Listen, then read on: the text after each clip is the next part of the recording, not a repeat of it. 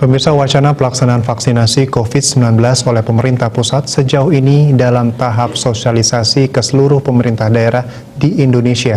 Hanya saja vaksinasi yang akan dilakukan ini masih menunggu jadwal pelaksanaan yang ditentukan oleh pemerintah pusat.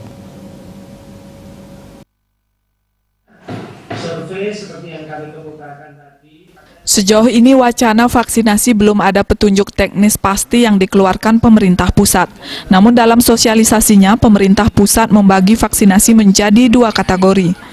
Kategori pemerintah untuk pembiayaan vaksin yang ditanggung pemerintah dan kategori mandiri yang mencakup pelaku-pelaku usaha mandiri. Sekda Buleleng Gede Suyase menjelaskan, estimasi sementara dari hasil rapat bersama Pemprov Bali, Buleleng rencananya mendapatkan 400.000 vaksin untuk masyarakat.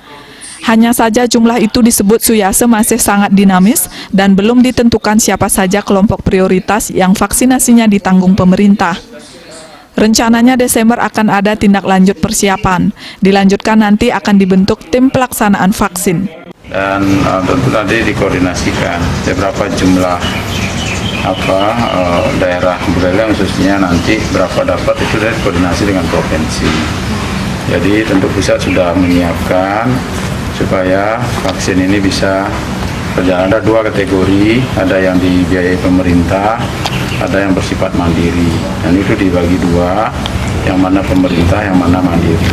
Nah, biasanya yang mandiri masuk di dalam bersifat mandiri dan pelaku-pelaku usaha lainnya, bahasanya di sana di bawah. Ya tentu nanti akan diturunkan jenisnya, termasuk pembiayaan. Ya, Pak Mendagri juga menyampaikan nanti ketika ada yang harus ditanggung oleh pemerintah kabupaten, sementara pusat tidak bisa, maka Pak Mendagri bisa membuat satu permen. Suyase menambahkan pemerintah pusat menginstruksikan pemerintah daerah menyiapkan anggaran vaksinasi yang tidak bisa tercover seluruhnya oleh pemerintah pusat. Komang Yuda, Bali TV.